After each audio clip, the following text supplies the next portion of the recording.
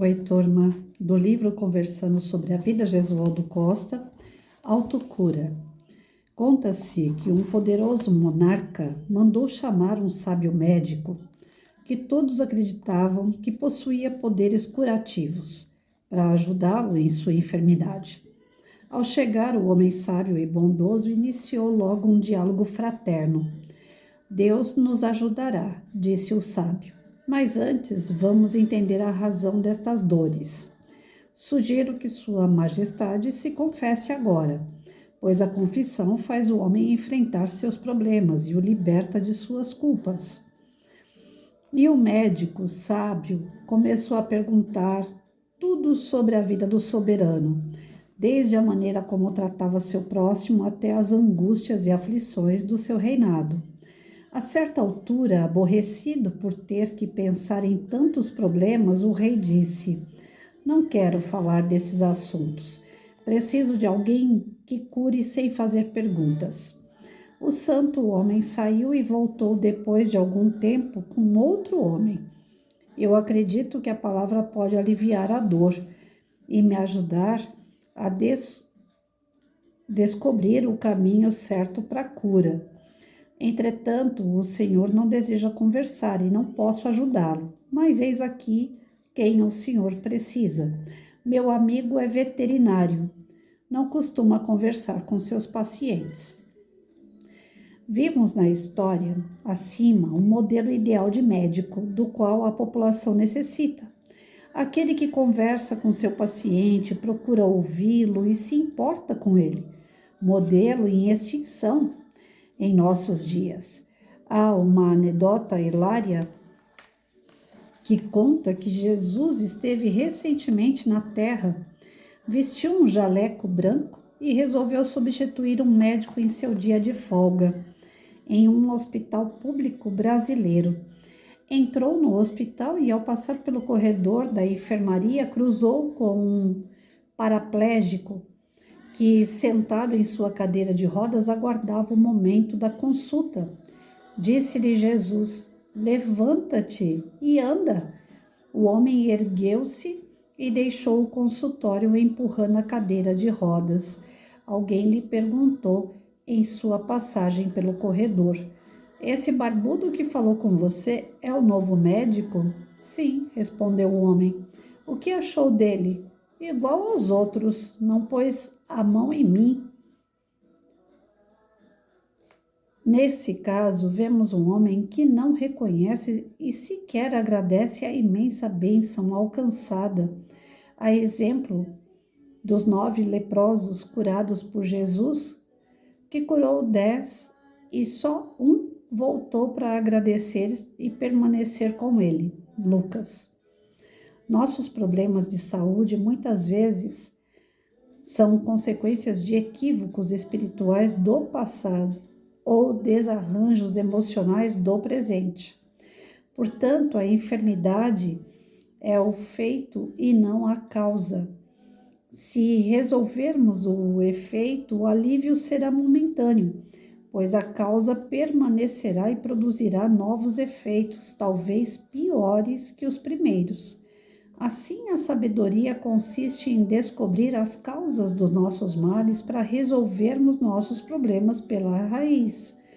Jesus, conhecedor da nossa realidade espiritual, curava somente aqueles que já haviam alcançado o devido merecimento pela expiação completa dos seus equívocos. Jesus não curou a todos que cruzaram seu caminho. A exemplo da cura do paralítico da piscina, João 5,19, que estava cercado de muitos enfermos, conforme o versículo 3, mas Jesus só curou a ele naquele momento.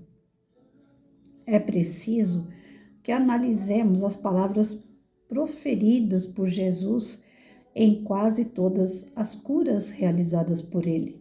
"Vai, não peques mais, para que não te suceda o pior." Ao analisarmos essa frase, fica fácil entender que a causa das enfermidades é o pecado ou desobediência às leis de Deus. Por isso, Ao lermos sobre os grandes mestres de amor que passaram pela terra, verificamos que nenhum deles passou por enfermidade alguma. Não tinham nada mais a resgatar pelas enfermidades. Na existência terrena de Jesus, ele não teve sequer uma dor de cabeça. Jesus é o médico das almas, cura nossos espíritos para que não venhamos a sofrer. Contudo, é preciso entender que o remédio prescrito por Jesus é a sua doutrina de renovação e de amor. Se esse remédio não for ministrado em nossas vidas, não haverá a tão anelada cura. Aprendemos com o Evangelho que a fé é um antídoto eficaz, porquanto Jesus afirmou muitas vezes: a tua fé te curou. Mas não a fé cega e vazia, e sim a fé operante que executa os mandamentos divinos, como atestou Tiago em sua epístola, no capítulo 2, versículo 17. A fé, se não tiver obras, por si só está morta. Com esses ensinamentos, aprendemos que a solução para os nossos males é a autotransformação e o amor. Se o sofrimento é uma das moedas com a qual pagamos nossos débitos do passado, o amor é a outra moeda para a quitação dos nossos débitos, amando sem distinção, perdoando nossos ofensores e cultivando uma fé operante e viva, teremos então uma vida repleta de bênçãos, saúde e paz. As duas moedas são a dor e o amor. Com qual delas você, amigo leitor, quer pagar as suas dívidas? Não é por acaso que a doutrina espírita levanta a bandeira de que fora da caridade não há salvação. E quando Kardec pergunta aos espíritos superiores, na pergunta 886 de O Livro dos Espíritos, qual o verdadeiro sentido da palavra caridade, como entendia Jesus, os benfeitores divinos responderam: benevolência para com todos, indulgência com as imperfeições alheias e perdão das ofensas.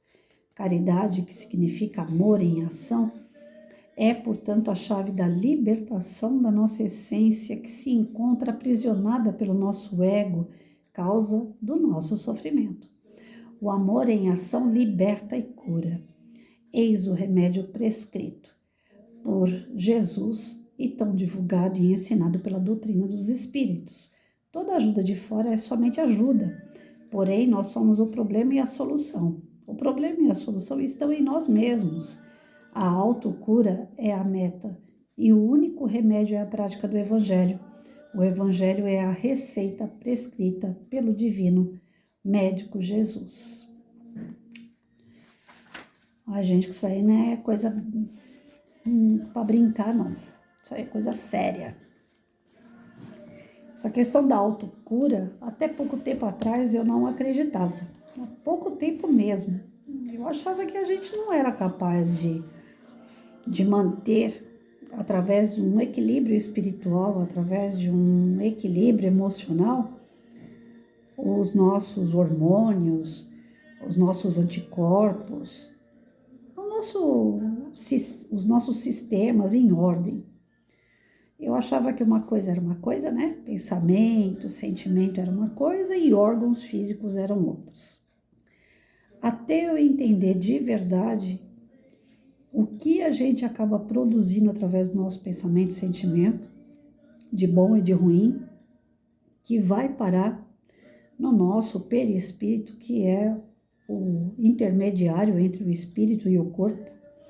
E esse, quando se sobrecarrega, ele não aguenta, ele explode como um verdadeiro lixão. Não deveria ser tratado como lixão, mas a gente trata o nosso perispírito como lixão. A gente vai depositando nele uma série de coisas ruins. Chega uma hora, ele não aguenta, estoura. E quando isso ocorre, para onde é que vai toda aquela mazela que a gente depositou? Para o nosso corpo, através de doença.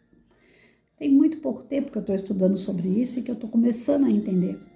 Se eu tivesse entendido isso antes, se eu soubesse disso antes, né? Muitos espíritas, quando desencarnam, falam isso, né? Se eu soubesse.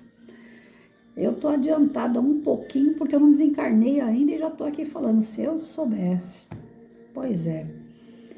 Eu achava que comendo, dormindo, não usando droga, não fumando, não bebendo, era uma forma de manter minha saúde em ordem. Mas eu não imaginava que a saúde dependia da minha cabeça, dos meus pensamentos, dos meus sentimentos. Eu não imaginava mesmo. Na escola a gente é preparado para se alimentar com proteína, vitamina, mineral. Em casa a gente nasce e cresce ouvindo a mãe falando, já comeu? A gente acha que a saúde está atrelada exclusivamente na alimentação. Depois, com o passar do tempo, aí começam aquelas cobranças de que além da alimentação você tem que fazer exercício físico. Na escola você tem educação física, quando passa essa fase aí já começa aquela cobrança que você tem que ir para uma academia, que você tem que procurar fazer alguma coisa com atividade física. Mas ninguém ensina a gente a fazer atividade mental. Ninguém fala que a gente tem que preparar a nossa saúde física através da nossa saúde mental. E isso é lamentável, porque quando a gente vai entender isso, a gente já está doente. A gente está tentando reverter a situação. A autocura, ela é possível porque Jesus mesmo disse que é a nossa fé que cura a gente. Mas eu, Patrícia, ainda estou longe, muito longe, distante de entender o procedimento, o desenvolvimento dessa cura através do meu pensamento, através da minha vontade, através da mudança dos meus hábitos, da mudança dos vícios em virtudes. Eu ainda estou muito, muito, muito distante disso.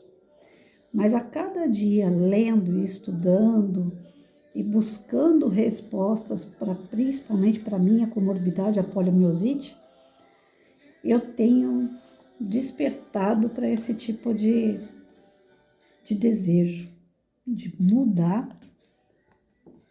os hábitos de pensamentos, os hábitos de sentimentos ruins para os bons.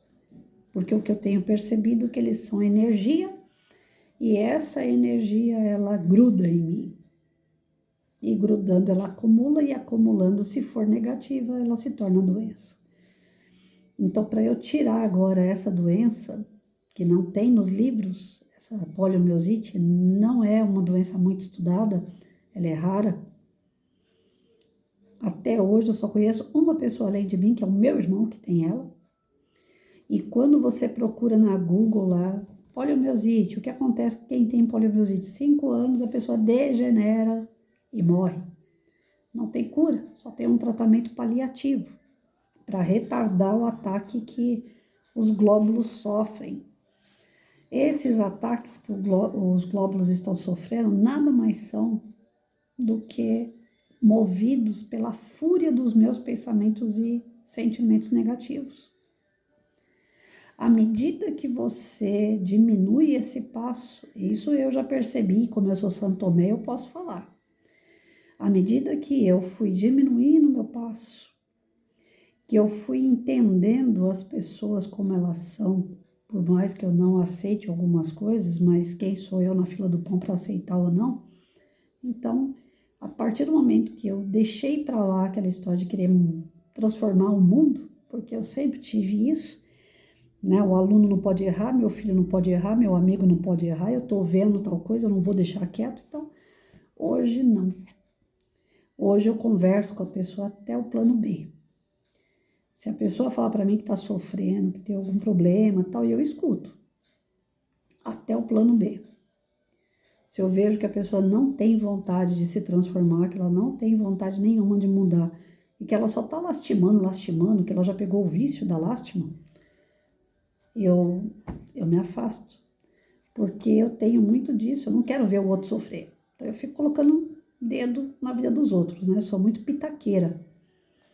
E nessa eu fui a vida inteira. Fui pitaqueira na vida dos meus alunos, na vida do meu filho, na vida das pessoas com quem eu me relacionei, com amizade, com família.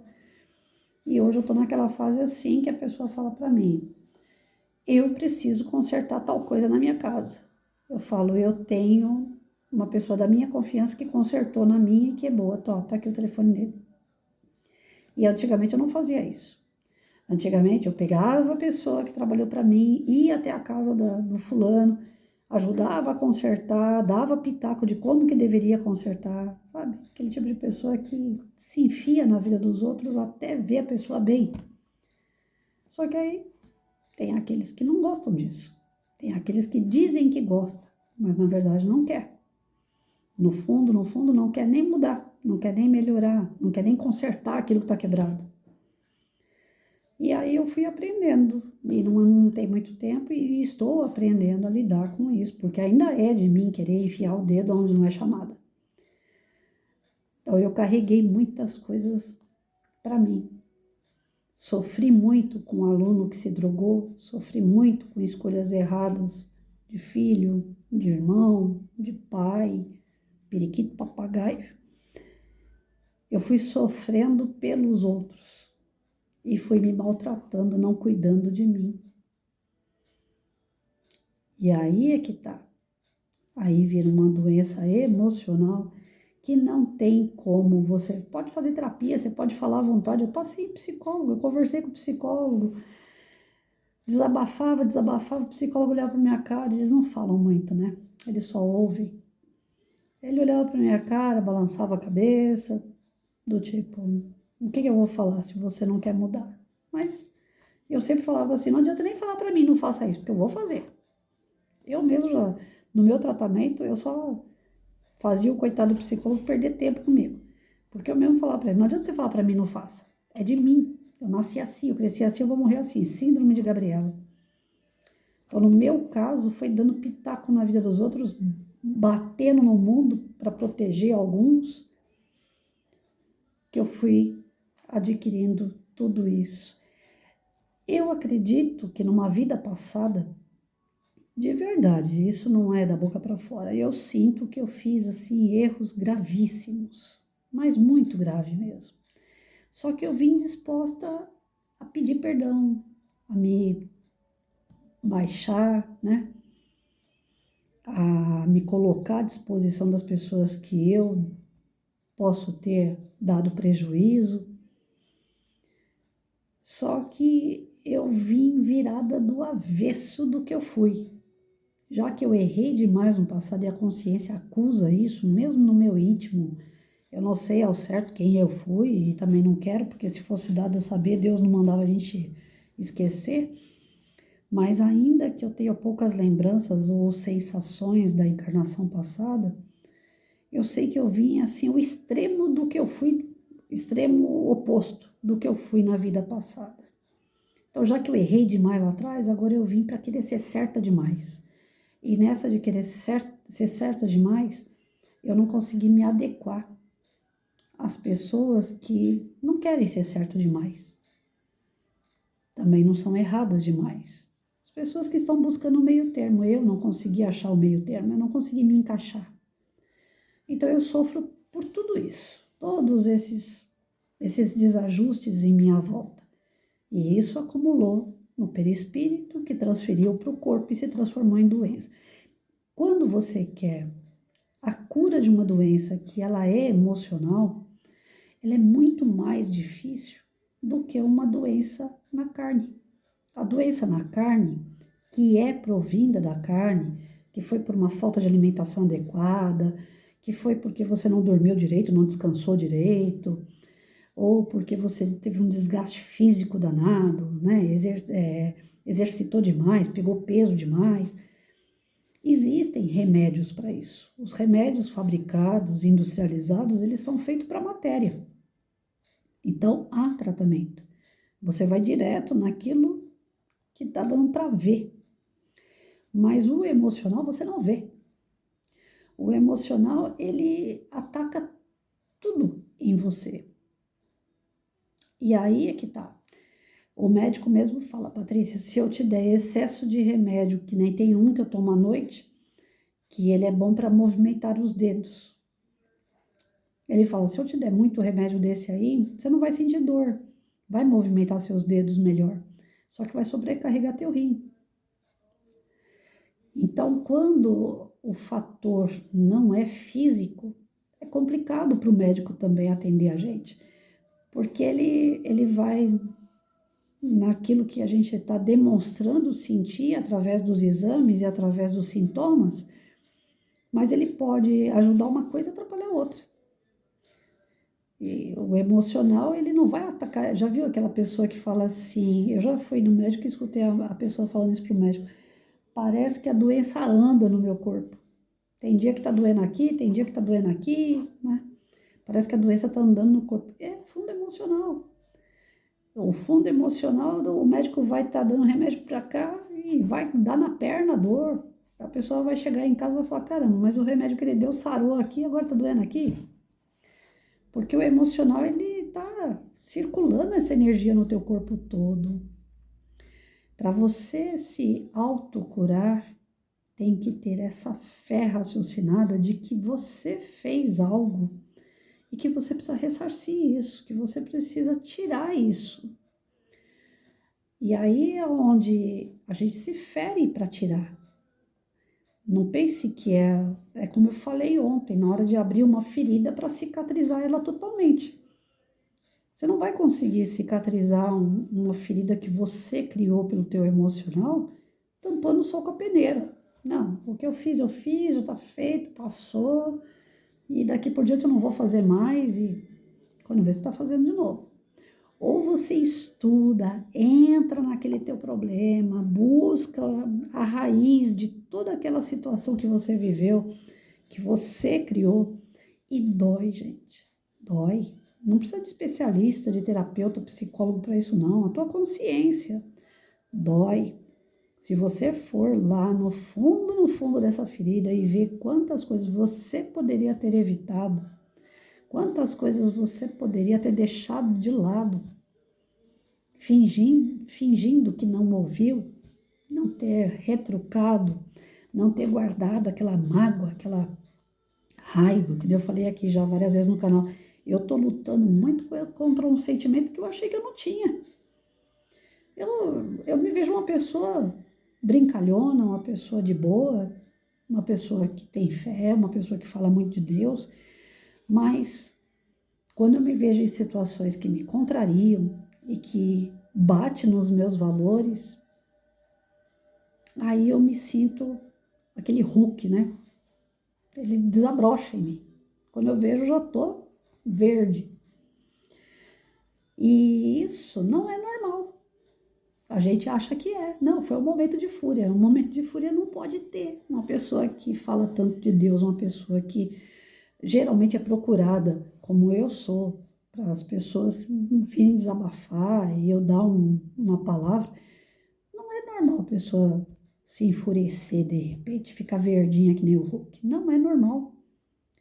Então, tenho algum mau contato lá dentro. Sabe aqueles fiozinhos que quando bate um no outro dá aqueles estralos? Tem ali dentro. O que causa esse mau contato dentro de mim, de verdade eu não sei. Ainda não achei. Mas quanto mais eu rasgo a ferida, que eu vou procurando saber o que foi que aconteceu, qual foi o ponto que me fez desequilibrar de forma a dar esse estupim e a doença aflorar no corpo, quanto mais eu cavo. Tem pessoas que têm medo de cavar, tem pessoas que falam, não, deixa quieto, eu não quero mexer nisso não, isso vai doer pra caramba. Mas eu vejo que dói e ao mesmo tempo me instrui para que aquilo não aconteça mais. Então eu fico mais calma quando eu percebo alguns erros que eu cometi, porque eu falo assim, foi isso aí? Será que isso também? Aquele dia, aquela pessoa, então isso daí eu tô livre, que isso aí eu não quero mais, isso aí eu não vou fazer mais. Então tem coisas que eu vejo que eu tô passando de ano, né? Que eu tô fazendo os estudos, que eu tô fazendo os exercícios de fixação, que eu tô fazendo as provas e tô passando. Mas eu sei que não vai ser uma tarefa fácil e que não vai ser assim da noite para o dia que eu vou conseguir. Eu não gosto de contar vantagem, não sou disso, não sou de me gabar, mas eu acredito que mexendo nessa ferida interior que eu tenho, que eu causei, mexendo nela tentando curar, tentando cicatrizar ela de verdade, tentando superar, é aonde Deus está me prolongando a vida. Porque se a poliomielite mata em 5 anos e eu tô 8 anos e meio, eu não sou especial, eu não sou a querida de Deus, eu não sou a preferida dele. Se ele está me dando mais tempo, é porque ele está reconhecendo que eu estou procurando curar aquilo que eu causei em mim mesmo. Ele me criou perfeita. Ele me criou simples e ignorante, mas perfeita, um ser perfeito, que poderia da criação sair, né, sempre para o alto. Mas através do meu livre-arbítrio eu fui errando, eu fui escorregando, eu fui caindo. Não foi Deus que fez isso comigo, fui eu.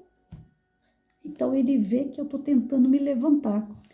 Eu li um texto, acho que foi hoje, de um amigo meu na internet, ele falando assim, que para levantar uma pessoa que está caída, você tem que chegar no grau dela. Eu acredito na empatia, acredito muito nisso, você se colocar no lugar do outro, porque Jesus mesmo falou isso. Mas eu não acredito que você estando no mesmo patamar que a pessoa, estando no mesmo grau que a pessoa, no mesmo entendimento que a pessoa, você possa ajudar alguém. Então, eu não recebo ajuda dos iguais. E eu sei disso. Eu não recebo ajuda dos iguais. Quem está igual a mim, quem está na mesma situação, nos mesmos vícios que eu, por mais que estejam ao meu lado, eles não podem me ajudar. Porque a compreensão deles é exata, igual a minha. Não tem o que eles falarem para me levantar, porque nem eles se levantam. Então eu preciso o quê? De instrução maior. Eu preciso ter um entendimento maior. Eu tenho que buscar seres, espíritos, pessoas, situações maiores do que eu, para que eu possa compreender. Aí é por isso que eu resolvi fazer os estudos. A cada estudo, a cada livro que eu pego, esse do Gesualdo, agora no outro canal, eu estou fazendo esse daqui, 400 páginas. Para essa mãozinha mole aqui, até difícil de segurar. Esse outro livro aqui, ó, Curas Espirituais, à luz da doutrina espírita. Esse livro é maravilhoso. Eu mal comecei a ler ele, já teve mudança de comportamento. Não é que ele convence você, faça isso ou faça aquilo, ele não dá receita, não. Mas ele mostra justamente o nosso íntimo. Ele mostra justamente a nossa essência, o que tem que ser trabalhado lá para que haja mudanças e essas mudanças venham florir em forma de bênçãos, em forma de cura, em forma de felicidade. Então, a receita de como a gente faz uma autocura, nem o Gesualdo, nem ninguém vai dar. Não existe uma receita para isso. A autocura é você procurar o que é melhor para ti. É você sair do caminho errado que você vem há muito tempo na jornada. As suas escolhas erradas. A autocura é você definitivamente deixar a síndrome de Gabriela de lado. Não é porque você nasceu assim, cresceu assim, que você vai morrer assim. A gente está aqui para se desenvolver, para crescer, evoluir. Nós não vamos morrer igual como nós nascemos. É muita burrice imaginar de que, eu sou assim porque minha mãe era assim, eu sou assim porque minha professora era assim. As pessoas servem de referência. Elas têm como que eu posso falar? Elas influenciam a gente. Pai, mãe, professor, meio social, meu trabalho, minha família que eu vou criar após um casamento, um filho, meus amigos no dia a dia, os amigos que eu vou conhecendo no decorrer do tempo. Tudo que eu tenho em volta influencia. Eu lembro que teve uma aula de filosofia uma vez e o professor perguntou, não sei se foi Aristóteles, Sócrates, eu sempre confundo esses pensadores aí, mas um deles fez a pergunta se o homem ele é resultado da genética dele, o homem é resultado da família dele, ou o homem é resultado do meio social que ele vive. Até então não foi questionado nem se o homem tinha espírito. A questão era genética, família e meio social. Qual desses influencia o homem para ser ele determinante depois? Aquilo que ele vai ser, quem é que influenciou mais? Então, o estuprador, por exemplo. O cara é estuprador porque está na genética dele, está lá nos genes dele, o pai dele era estuprador, então ele também é. Ou ele é estuprador porque ele viu, ou ele foi estuprado quando ele era criança, alguém da família dele estuprou ele. Ou ele é estuprador porque no meio social ele andava com garotos que eram tarados. Eles conversavam sobre isso, sobre sexo, e isso aflorou nele. Então, esse tipo de questionamento na aula de filosofia, para quem na época tinha 16 anos de idade, 17 anos, para a gente era chover no molhado, né? Fazer uma pergunta dessa para adolescente é complicado, porque molecada não quer nada com nada. Então, nós debatemos, não saímos do lugar. Para mim foi uma aula que a única coisa que eu gravei da aula foram as 3 perguntas e sem resposta. Aí fui fazer magistério. Quando eu fui fazer o magistério, não, minto, isso daí foi na época, filosofia foi na época da 8ª série, 14 anos. Aí quando eu fui fazer magistério, aos 16, 17 anos, veio o professor Abelardo, que era também ligado à área, e ele pegou e fez a questão do belo, né? O que é belo para você? Então, cada um dizia o belo de uma forma. Um, o belo era loiro, o outro belo era uma pessoa tímida, educada, o outro belo é aquele inteligente. E aí voltou esse debate da história, né, do DNA, da família e do social. Quem é que faz a pessoa ser bela? Então, quem faz a pessoa ser bela é ela mesma. Não é a família, não é a escola, não é o DNA dela. Quem vai determinar a vida dela, as escolhas dela, se é belo, se é feio, é ela própria. E isso está ligado intimamente ao que está lá no livro dos Espíritos, né? É o livre-arbítrio que nós temos. Deus deu o livre-arbítrio. Então, quem vai escolher se vai ter saúde ou se vai ficar doente somos nós. Quem vai determinar se a gente vai ultrapassar uma doença, a gente vai superar uma doença, somos nós. Né? Por isso que Jesus falava, a tua fé vai te curar. Não adiantava nada você tocar em Cristo, você abraçar Cristo, você orar, rezar, ajoelhar, chorar, implorar para Cristo te curar. Como Jesus colocou aqui, o próprio Evangelho fala. Jesus não curou todos, só curou quem tinha fé. Então, se é a fé que move a montanha, se é a fé que cura, eu acredito totalmente que existe a autocura. A autocura, não desmerecendo medicina, não desmerecendo tratamento na casa espírita, tratamento espiritual, não desmerecendo todo e qualquer tipo de prece que um amigo, um familiar venha fazer para você. Tudo é muito bem-vindo. Agora há pouco mesmo eu estava procurando uma veterinária na internet e a clínica da mulher tem cromoterapia,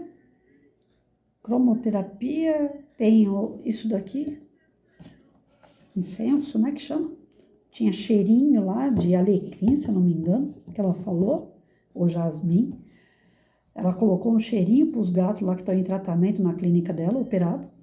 Colocou cromoterapia e colocou música de Mozart para os gatos ficarem ouvindo para se curar. Ou seja, todo tipo de tratamento, se para animal funciona, que é um ser irracional, imagina para nós que já temos uma determinada evolução. Então, todos os tratamentos são bem-vindos, todos eles devem ser feitos. Todas as portas que você encontrar para fazer um tratamento, faça. Vai lá. Eu já fiz cirurgia espiritual, já fiz apometria, já fiz desobsessão, fiz cromoterapia, fiz reiki, estou fazendo agora ventosa, faço meu tratamento com o meu médico, reumato, a cada 6 meses, faço exame, levo para ele, tomo medicação que ele manda, faço hidroginástica. Tudo que mandar fazer, eu faço. Tudo que falar para mim que pode dar resultado, eu faço. Pessoas, amigos meus, eu peço para colocar em prece o tempo todo. Gente, hoje eu não estou muito bem não, faz prece para mim aí, por favor.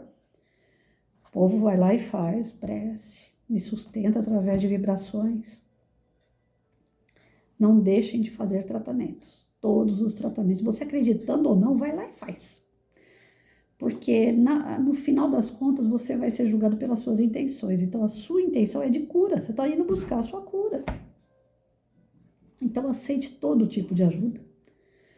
Mas a principal, a que não pode de maneira nenhuma faltar, é isso aqui. Eu vou me curar. Às vezes as pessoas falam para mim assim, eu tô orando muito para você se curar. Eu falo, olha, não ora para eu me curar, porque a cura física talvez seja, para mim, a decadência moral e espiritual. Eu tenho aprendido muito com a comorbidade a ser de fato uma pessoa melhor. Mais calma, mais tranquila, eu tenho procurado ser mais coerente nas coisas que eu falo e faço, porque é fácil falar. Fazer que é bom, né? A gente sabe que não é bem por aí. Então eu estou tentando ser mais coerente nas coisas que eu falo, eu tento fazer, eu procuro ser mais vigilante. Eu ando devagar, como diz aquela música, né? Porque eu já tive pressa, então hoje eu levo um sorriso mesmo, porque eu já chorei demais. Então hoje eu estou tentando ter uma vida mais zen. Talvez se me der a cura total, eu volto a fazer tudo o que eu fazia e muito mais. Inclusive ser arrogante, prepotente, orgulhosa, autoritária. Porque tudo isso eu já fui. Eu falo que já fui porque é algo que eu estou curando. É algo que eu estou tratando, melhor dizendo. Tratando. Posso cair no erro novamente? Claro que eu posso. Pode haver uma explosão e virar incrível Hulk de novo, a Patrícia? Pode. Não estou livre disso não, porque isso sou eu. Para extirpar isso mesmo, para tirar isso de mim, eu tenho que nascer e renascer muitas vezes ainda. Por enquanto, eu só estou tratando esse cachorrinho mau que tem dentro de mim. Mas se tira a poliomielite, eu sinto que eu posso voltar a fazer um monte de erro. Então, eu não falo para Deus, me cura. Eu só falo para Ele, me dá qualidade de vida, por favor. Eu não quero parar numa cadeira de roda. Se tiver uma cadeira de roda aqui em casa, eu sou obrigada a fazer reforma na minha casa, porque aqui tem escada. Já começa por aí. Eu não vou entrar na minha casa. Então eu não posso ir para uma cadeira de roda. Eu não tenho ninguém para me dar banho. Eu tenho que tomar banho. Eu não tenho ninguém para trocar minha roupa. Eu preciso trocar minha roupa. Eu preciso comer. Às vezes eu vou pegar no garfo que o garfo não quer obedecer, né? Segurar no garfo assim, sem esse músculo aqui, o garfo escorrega. Aí eu tenho que comer lá, né? Que nem os peão de obra. Mas desde que eu coma, tá bom. A questão é, será que é bom a cura física? Eu acho que compensa mais a cura espiritual. Porque se eu me curar espiritualmente, na outra encarnação, isso daqui eu não vou ter que passar mais. Isso é certo. Então eu estou trabalhando muito a minha cura espiritual. Estou tratando muito dessas partes de vícios, de coisas que eu fazia sem perceber. E dentro desse processo de tentar ser uma pessoa melhor, de ser mais vigilante, eu percebo que isso reflete no corpo. Querendo ou não, o corpo está aqui, está vivo, e já era para ter morrido, não era? 3 anos e meio atrás era para mim estar embaixo de 7 palmos. E eu estou aqui contando história, e não me gabando, mas contando história, dando meu testemunho de que eu estou aqui porque eu estou tentando ser melhor. E o espírito, quando ele é produtivo, quando ele é útil, para que Deus vai gastar outra encarnação para mim? Para que ele vai me dar uma outra oportunidade se eu estou sabendo aproveitar essa oportunidade? Tem pessoas que precisam ir embora antes, mesmo sendo bons. Eu vejo pelo meu marido. Meu marido não matava um peixe para comer. Meu marido era o tipo da pessoa hiper mega zen. Bom. Por onde ele passou, todo mundo fala a mesma coisa, educado e bom. Patrícia, então por que um cara bom desse tem que partir? Até onde eu sei, foi dado para mim saber, ele teve um problema sério no passado de morte, de ter acabado com a vida de uma pessoa. E nessa, era para os dois se encontrarem e não ter um duelo, mas era para eles limparem essa situação. Mas não ocorreu da forma que foi imaginado, porque o livre-arbítrio dos dois, né? Ou de mais de dois, eu não sei quantos eram, mas segundo o que eu sei, dentro do BO, eram 2 pessoas que foram assaltar meu marido. Acabou que mataram ele. Então não teve o perdão. E desde quando nós começamos a namorar, já foi dito dentro da casa espírita: o caminho do Edson é um e o teu caminho é outro. Vocês vão ficar juntos, mas vai chegar um momento que vocês vão se separar. E a gente naquela de Romeu e Julieta, com 23 anos, apaixonado, morrendo de amor um pelo outro, a gente não quis se separar, mesmo sabendo que poderia acontecer lá na frente a separação. Mas a gente apostou no livre-arbítrio correto. Nós falamos, não, nós vamos escolher o melhor para a nossa vida e vai dar tudo certo. Não vai dar nada de errado. Só que no meio do caminho ele sucumbiu. No meio do caminho ele escolheu o caminho errado. Não é o caminho errado de fazer coisas erradas. Mas, por exemplo, a gente era família. Ele foi para a polícia militar, ele começou a ser mais polícia do que família. Ele começou a ser mais amigo dos caras lá dentro da polícia do que família. Então, ele desvirtuou. Se ele tivesse ficado focado na família, talvez as coisas teriam sido diferentes. Mas não foi bem assim.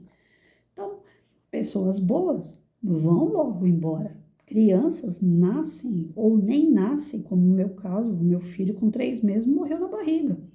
Ele veio no centro espírita e deu comunicação. Falou, olha mãe, para de chorar, porque eu chorava que nem uma doida. Para de chorar, mãe. Eu precisava de 3 meses, porque na outra vida eu abreviei minha vida, faltando 3 meses para concluir minha encarnação. Então, nessa vez eu só precisava de 3 meses. A senhora me deu 3 meses, tá tudo certo. E a gente custa entender isso, porque a gente queria mais, a gente queria o filho aqui no braço, não é isso? Então, tem coisas que dá pra gente reverter a nosso favor. Tem outras que não. Tem pessoas boas que partem antes da hora. Para nós, né? Antes da hora para nós. Mas Deus sabe a hora certa de cada um. Tem aquela história do avião, que 279 pessoas subiram no avião, 276 morreram e 2 ficaram vivas. Uma ficou viva e a outra nem pegou o avião. Não é assim que funciona? Não existe acaso, não existe fatalidade. Tudo é da vontade de Deus, mas dentro de um propósito que nós nos colocamos dentro do nosso livre-arbítrio. O nosso livre-arbítrio, ele é respeitado. Quando a gente não sabe usar o livre-arbítrio, é que Deus vai lá e rege com a sua vontade. Aí, como um pai que orienta, que mostra o caminho, e o filho não sabe andar no caminho, ele vai lá e pega pela mão. Fala, então agora vai ser do meu jeito aqui, ó. Mas tem as encarnações compulsórias. Chega lá, querem fazer um tratado com você. Olha, você e a Maria aqui brigaram na outra vida. Nessa vocês vão ser mãe e filha, tudo bem? Aí você fala, não, eu não quero que a Maria seja minha mãe.